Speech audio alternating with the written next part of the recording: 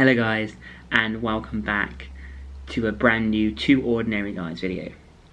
My name is Kyle Sands. Obviously if you guys are subscribed you're probably sick of hearing this intro, but I always have to say the intro because sometimes there are actually new viewers out there that are coming to the channel, so I have to introduce myself. So my name is Kyle Sands. I'm a student paramedic, second year at the University of Worcester. So if you are considering going to the University of Worcester, maybe applying there, I can give you an honest kind of outlook on the course. Maybe I might be a little bit biased, but I can give you the ins and outs, the goods and the bads, and hopefully you may consider the University of Worcester. So you're probably wondering what this video is all about. I'm going to talk about that in a moment.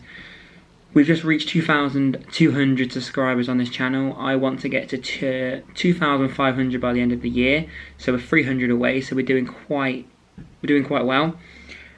The channel is kind of starting to rocket at the moment.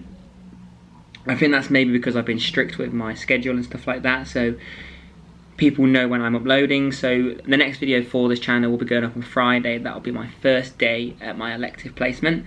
This video is all about my elective placement, where I'm going, so I'll be explaining that in a moment. But from going forwards, I want to be recording 3 videos a week. One probably Tuesday, one Wednesday or Thursday, and then one on the weekend like that. So you guys kind of know when I'm going to be uploading.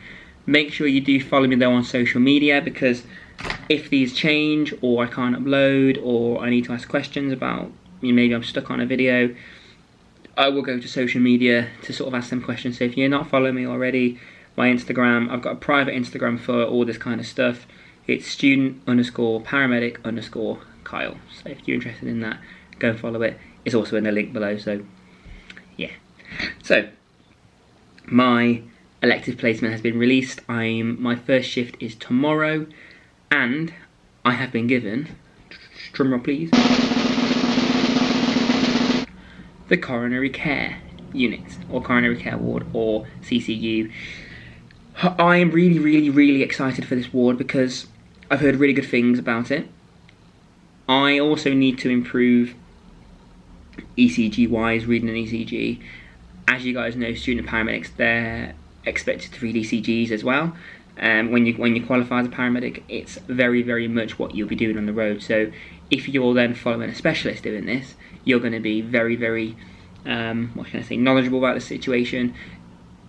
I've been told by people that have gone there already that you'll be following a specialist cardiologist around, so you can ask the questions that you want to, and you're also following around someone who's really knowledgeable in the field.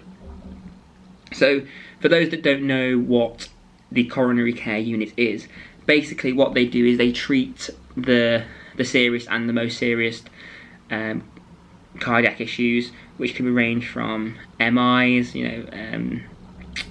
unstable angina, and what they do is they monitor them in the ward. They require minute-to-minute monitoring. In the reception area they have like a big sort of, because I've been there and I've sort of looked around, they have like a big computer which says all of their ECG readings and stuff like that, so they can monitor them on the screen live, so you can literally sit in the nursing area and watch people's heartbeat, which is crazy. But also around the hospital as well. Say for example, on a certain ward, a patient is describing chest pain. They will then come to you. They'll ring CCU and say, we've got a 69-year-old gentleman who's complaining of chest pain. Can you please monitor this? And then they'll monitor that. Not necessarily have to be on the CCU ward, but CCU will monitor it on the big screen as well. So it's really interesting.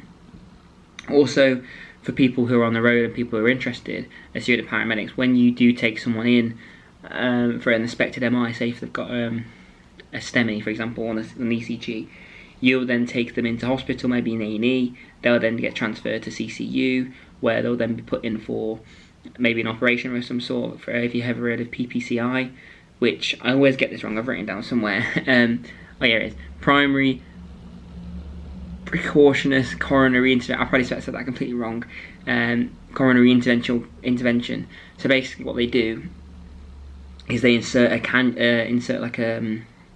catheter through the vein up through all the arm, and they'll go into the coronary artery where the occlusion is, or partially occluded is, and they'll basically put in on the catheter is like a small sort of balloon, and when it's in place, and because they can see inside as well, they've got like a little camera, and they can go all the way in.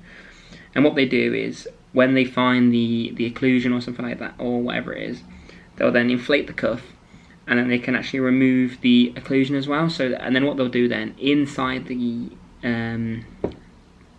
catheter is a stent, and they'll fit the stent in the coronary artery, so hold the coronary artery open, so then blood flow can then flow with ease, and it won't cause death of the heart and stuff like that, which obviously isn't very good. Yes, I've actually seen that before, which is amazing. If you are on the road as a student paramedic, make sure, if you do take someone in, to speak up, because I taken someone in who was unfortunately having an MI. We seen it on the ECG, it came up as a raised, a STEMI. And basically I said, oh, that'd be amazing if I could go and see this and see the operation. And the crew contacted control, and I stayed and watched this happen, and it was absolutely amazing, and I'll never ever forget it. And hopefully I'll get to see it again in a CCU. But yeah, that was amazing. And if you are on the road, make sure you do speak up if you want to see stuff like that, because there are opportunities. There are opportunities out there where you can see this sort of stuff, and I think that's why this career is so amazing. So I always think of this before I go on to placements, if it's on the road, if it's my elective placements and stuff like that. So what I feel I'll gain from CCU beforehand, and hopefully when I watch this video back I can actually think, well, I have gained that, and I've gained more. So that's why I'm recording videos, maybe before, sort of during, and then after, so I can sort of reflect on it and kind of thing like that. So for me, like I said before, I want to enhance my ECG reading. So obviously they're going to be very good at reading ECGs, because that is their job, kind of. They are very, I think they're taking like level 7 extended training on the area, so you can ask all the questions that you want to. You learn off the best, basically. You'll be following a specialist cardiologist around, so the knowledge that you're going to be given over this week, so I'm there for a week, by the way, is going to be second to none, basically. And if you have any questions, you can sort of ask them. So shift-wise, I'm going to be doing Monday, Tuesday, 12-hour shift. That'll be 7:30 in the morning until 7:30 at night, Monday and Tuesday. Wednesday I'll have off. Thursday I'll have off, and then Friday I'm doing 7:30 till 7:30 at night, and then that's me finished then. So basically what I'm going to do, Monday and Tuesday would be me starting. Wednesday I'll then record a reflection on both days, so day 1 and day 2, how I felt, and then Thursday I'll have off as like a chill day. Friday I'll go in as my last day and maybe take some chocolates for them, and then Saturday I'll record a reflection overall of the sort of my experience on that. And hopefully, like I said, I enhance my ECG readings, know more about medications, what patients are on, if they have cardiac issues, for example, Ramiprazole and stuff like that. Hopefully I'll then enhance my things, so it will enhance my history taking. For example, if you go in and they're not really giving you the full story, you can sort of read their medication list, for example, and sort of ask the questions around that as well. There's a lot more things you have to do as a student and qualified paramedic, that it's kind of reading between the lines, sort of a detective work, basically, as they say. So I hopefully, when I come from that, medication-wise, ECG-wise, has improved, and I think I'm really looking forward to it, and hopefully I see some amazing stuff. It's not just on the ward. There are, if the patients are going in to have an X-ray or a chest scan and stuff like that, I will then be able to go with them, and the opportunities are just endless when you're in the hospital, as you guys probably know, and be on placement. Before you guys, before I go on to the next topic, drop in the comments where you guys are going on elective placements if you go to different universities, because I'd be really interested to know where people go, in different universities. I think that's quite a good question to ask. So if you're on the front line, just drop down front line. If you're going to a hospital, drop down where you are in hospital and stuff like that, and what university you go to. My university, we have 2 weeks on front line, then a week in our elective placement, which is for me is CCU, then we have a week back on the front line again, then we're off until, well, back at university until Christmas.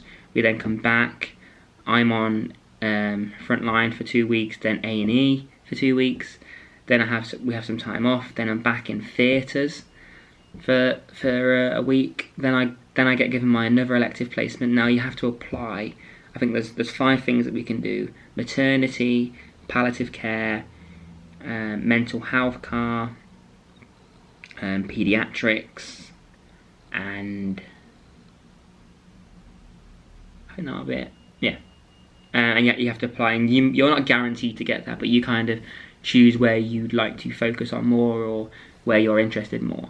For me, I chose the mental health care strictly because it's not technically the mental health care. You know what? When you see in the ones that run from Birmingham and Coventry and stuff like that, it's actually, it could be the crisis team. So you probably guys know what the crisis team is. If you don't, give them a Google.